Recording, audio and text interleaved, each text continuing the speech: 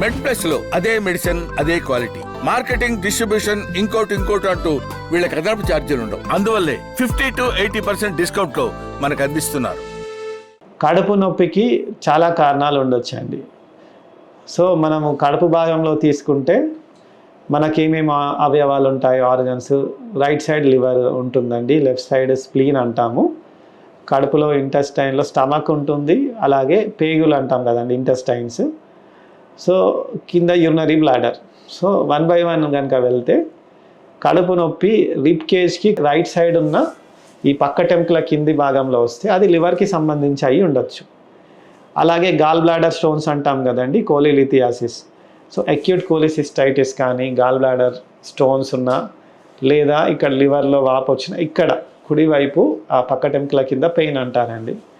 Next ఎడం వైపు pain అనేది స్ప్లీన్ అంటాము. అది కూడా ఒక ఇమ్యూనిటీకి సంబంధించిన ఆర్గన్.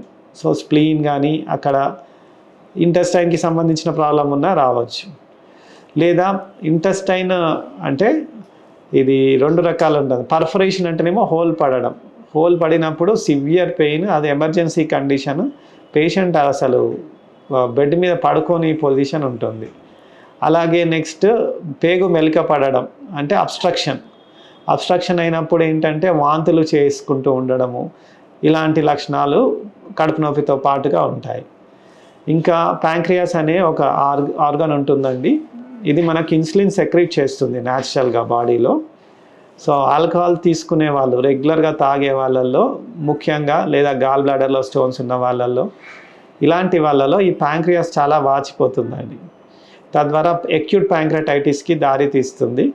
వాళ్ళకి ఎలా ఉంటుందంటే ఫుడ్ తినగానే వెంటనే విపరీతమైన పెయిన్ వస్తుందండి. అంటే వాళ్ళకి ఎప్పుడైతే ఫుడ్ తినగానే డైజెషన్ చేయడానికి ప్యాంక్రియాస్ నుండి మనకు డైజెస్టివ్ ఎంజైమ్స్ రిలీజ్ కావాలి ఇంటెస్టైన్స్లోకి. అయితే ఆ ఫంక్షన్ స్టార్ట్ కాగానే ప్యాంక్రియాస్ స్క్వీజ్ అవుతుంది, తద్వారా ఆ నొప్పి అనేది ఎక్కువ అవుతుంది. అలాగే ఇంకా చూసుకుంటే మనం యూరినరీ బ్లాడర్ అన్నాం కదండి, యూరిన్ స్టోరేజ్ ఆర్గన్ కూడా మన స్టమక్లోనే ఉంటుంది.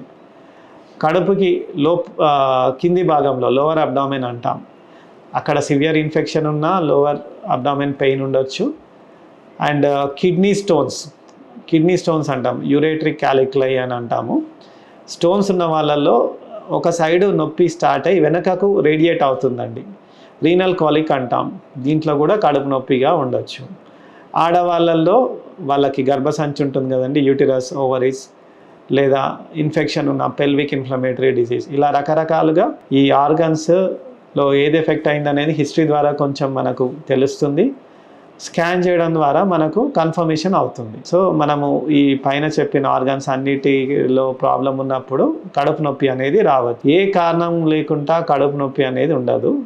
కాబట్టి కడుపు నొప్పి తగ్గట్లేదు, అన్నిటికీ అసిడిటీ కారణం కాదండి. యాంటాసిడ్ వేసుకొని ఇంట్లో ఎక్కువసేపు వెయిట్ చేయొద్దు.